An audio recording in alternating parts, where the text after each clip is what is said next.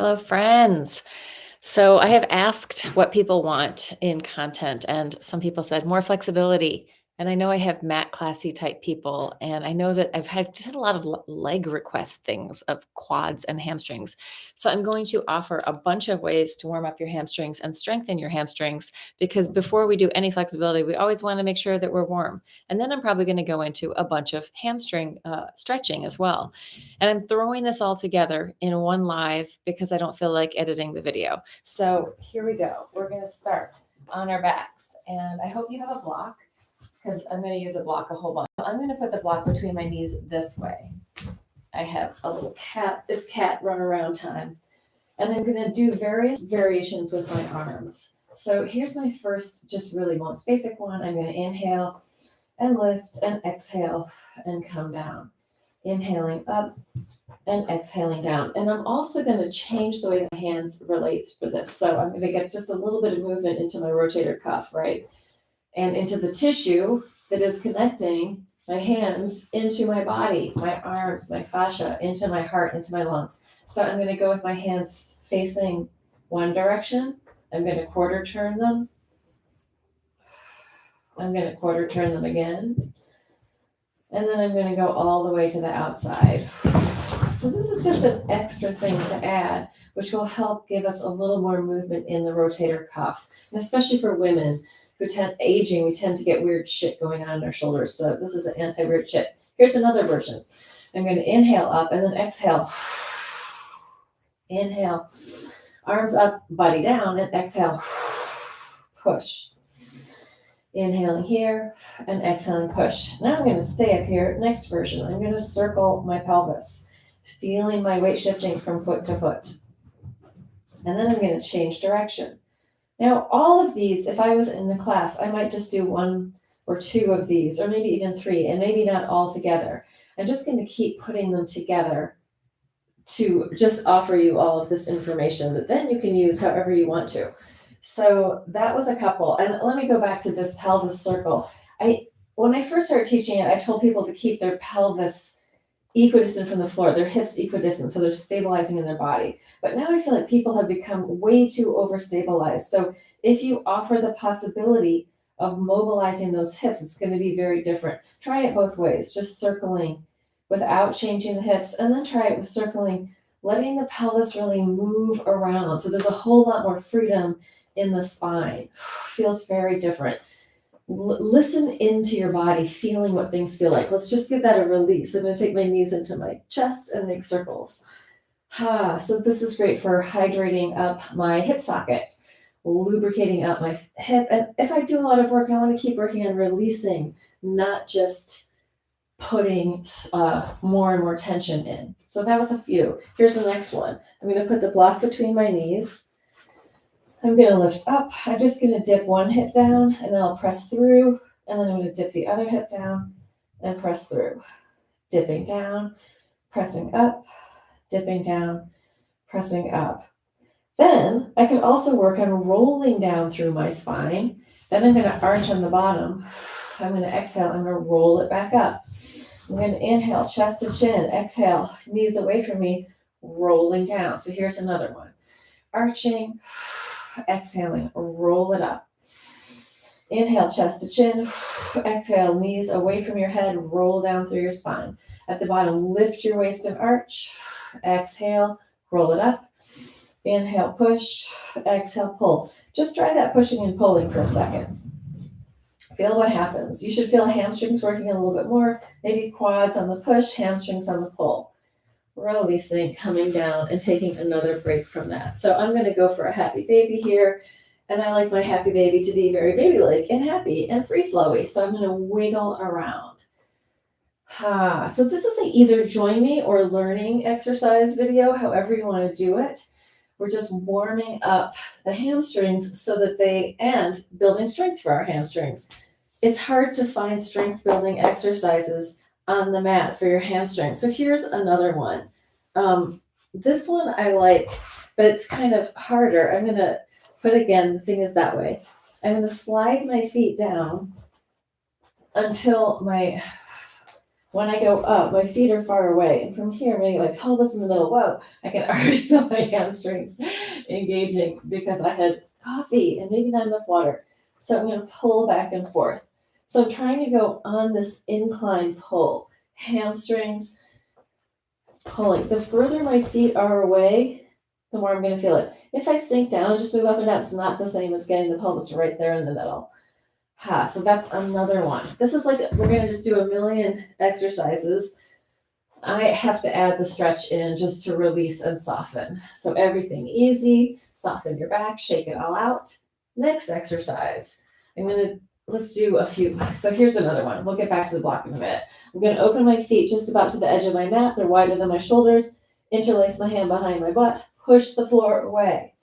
From here, there's a few exercises. One, I can releve and then lower my heels. Inhaling up, exhaling down.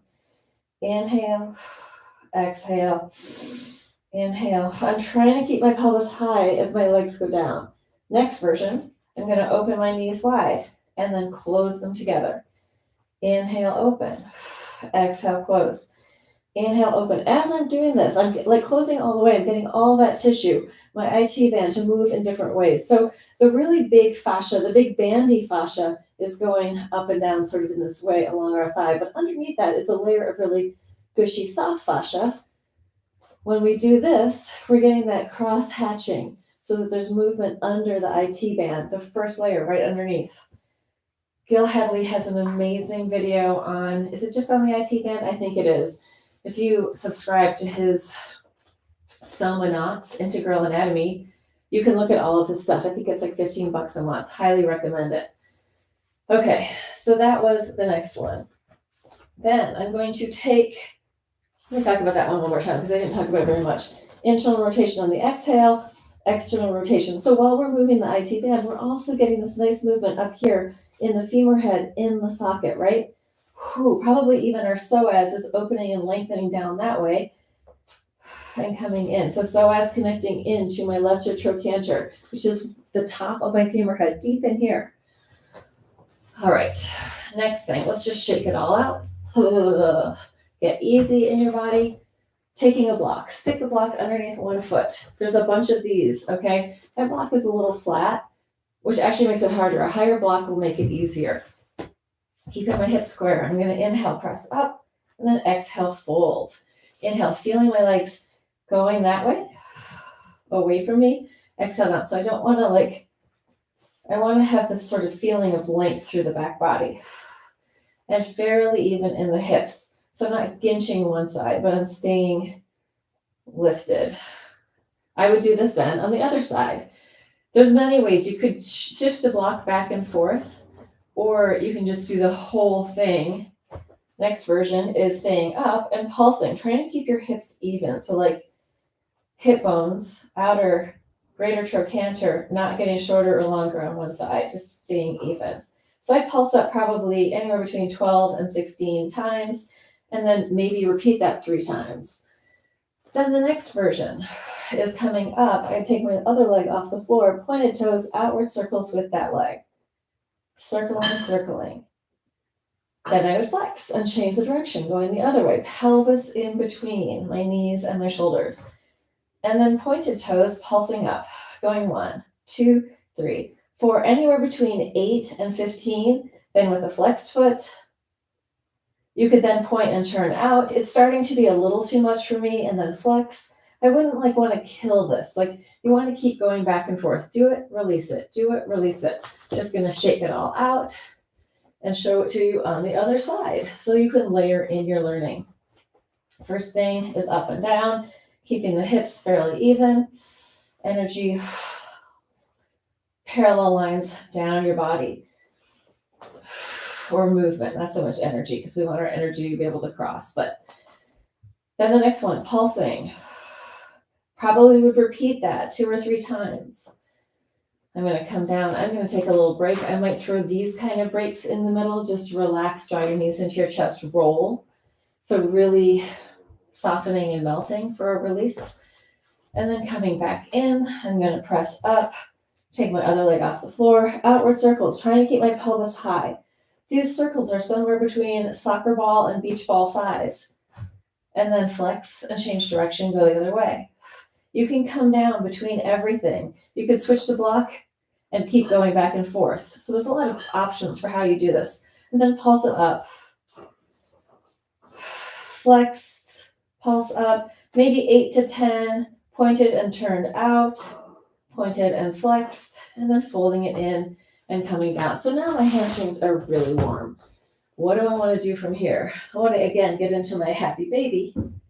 I also want to get a little bit of adductor opening, so stretching this out. So for me, I'm never just going to be working one thing. I'm going to be working a lot of things. I'm going to be going back and forth. But for the purposes of this video, I'm just hitting you with a ton of hamstring stuff. First, more strengthening, then stretching. So there's this. This is actually one of the Tibetan rites. You could also just go here if your arms are shorter, or you can keep moving forward and back and stay off the floor. This is also opening up the front of my deltoids and my chest. Then I would pulse this. Pulse, pulse, pulse for a while. You could do things like lift one heel, lift the other, get a cat underneath you, right? Hello. And then I would release that in just a forward fold, walking the butt from side to side, easy forward fold, taking it down. So sometimes when I'm in my stretches, for me, my hamstrings are very open. It's not a big deal. But because my hamstrings are so open, sometimes the fascia in my back doesn't get as much of a stretch. So if I actually pull my waist back around my spine, I can get a stretch through the back of my body that I don't get when I'm here. So think about all of this as being important. We want to have the stretch all the way from the back of our head, the back of the neck, through the back, down through the hamstrings, in a rounded position, and also in a lengthened out position. The other thing to think of is think of it like pulling on a pair of tight jeans. Like as we're wriggling, we're giving the fascia some movement. We're hydrating up inside. So there is that forward fold stretch. More hamstrings. I'm going to take it all the way down onto my back. I'm going to draw one knee in. So this is really the flexibility part. And I am going to actually I'm going to straighten this bottom leg. So I'm opening up the front of that hip flexor. I'm going to externally rotate and internally rotate, just opening up, crossing the midline, opening it up, crossing the midline. I probably would add a twist here because I've been working so much in this forward, backward sagittal. My body really wants a twist. Then I would come in. If you're more tight, bend that bottom knee, more open, you can straighten it out. I'm going to flex my knee and ankle, draw it in, then I'm going to extend and point and reach it out. So if you're on the tighter side, you can go from here, holding anywhere. You could also have like a strap or a sock, a t-shirt, something, a towel. But if you're looser, draw it in and reach and open, working with your breath. So I imagine on the exhale, just opening, opening, opening, opening. That is one version. And I would do this maybe 10 to 12 times. Next thing, I'm going to inhale, open, knee out to the side, and then exhale, crossing the midline. So I'm working through all of the different sections of the fascia and the tissue, opening and closing. I don't train flexibility for myself very much because I am pretty flexible. So it's great for my pole dancing. It's great for dancing. And then I'm going to shake that all out and let it go. So letting everything soften up again. Dancers do stretch before they're warm a lot. And if you're young, you can definitely get away with that. But as you get older, you really need to warm up more. So we're going to go with the other side. I'm going to start with the knee bent, opening out and closing in. So this is like moving all of this tissue up here in my hips, also moving the head of my femur in that hip socket, right? Healthy, good juju for your leg. And then I would probably cross it because I need to. It feels so good to spiral. All right, coming back in, I'm going to bend the bottom knee first to straighten this up, depending on your flexibility. If you're not getting to 90 degrees with your legs straight, then definitely bend the bottom knee. If you can get past 90 degrees, you might want to straighten that bottom leg. We're going to flex in on the inhale and then reach out, flexing it in, picturing the muscle fibers and fascia lengthening out. If you're telling yourself you're tight, you're going to maintain that. So tell yourself, I'm letting go, I'm opening up. And work in like an intensity level if you have energy, not going past a 7 on a scale of 1 to 10, especially for stretching. Like probably best to stay in the 5 and 6 intensity area. Okay, so then I'm going to open up, inhale, opening, and exhale, crossing my midline. And inhale, taking it out to the side. I'm also thinking of stretching through my bottom leg. So if my bottom leg is straight, it's not just relaxed down there. It's actively stretching away from my top leg. And I can stretch from the inside to the outside. I'm just going to shake it out for a second. So, and I need to do that. I need to shake out regularly so my body can just go, okay, it resets. And then it's like, okay, we can go back into this. So opening wide, closing, opening, and crossing. Bringing it in and take it all the way across. If you have a big strap, I'm going to do this without a strap. We're going to just pretend I have one. I would do like big circles with the leg, with the strap. Actually, maybe I can use my sock. It's probably not quite long enough. Yeah, it's not. A big strap is what you want so that your leg can really move around, so that all the tissue and fascia, and this would be the range of motion that I would be going on with the big strap. I could do it without the strap, but my leg has to work. And I would go both directions. Same thing on the other leg. So this, there is the regular like circle Pilates thing, but this is, I'm going for more mobility in this. So I'm not trying to lock down my body so much. And if you had a strap, it would be wonderful. This is great circular movement in that hip socket. And then I'm just going to shake it, and release. And I'm going to do some easy knee drops just to relax and soften all that tissue, and also to bring a spiral into my body. If we spend a lot of time doing this sagittal sort of somersault position, the wheel plane rolling, we really need to add in some side movement. And we can also add in some all the way onto your side, stretch through the middle, close on the other side, stretch it out, right? So we want to have hamstrings opening up, but we probably also want our adductors opening up. Got a cat attacking my foot over there. Now, at the end of all that, let's do an internal rotation. Again, really three-dimensional movement with the tissue in your hamstring. This is also going to affect your quad. What I really feel here, I feel the stretch down the front of the leg, but I feel the release in the back of the one that I'm rolling over. So it seems like I'm getting a stretch here, but actually this other side is also getting really good stuff. Okay, bringing it back in, and we're going to flip over. So those were all laying down exercises that I just did. There's a million exercises that we can do here as well. I'm not going to do those today, except downward dog. So for me, downward dog is like one of the best ways to stretch my hamstrings because I am so hypermobile. The way that I get it is when I take the other leg up and just keep reaching. Now I'm starting to feel a stretch in my bottom hamstring.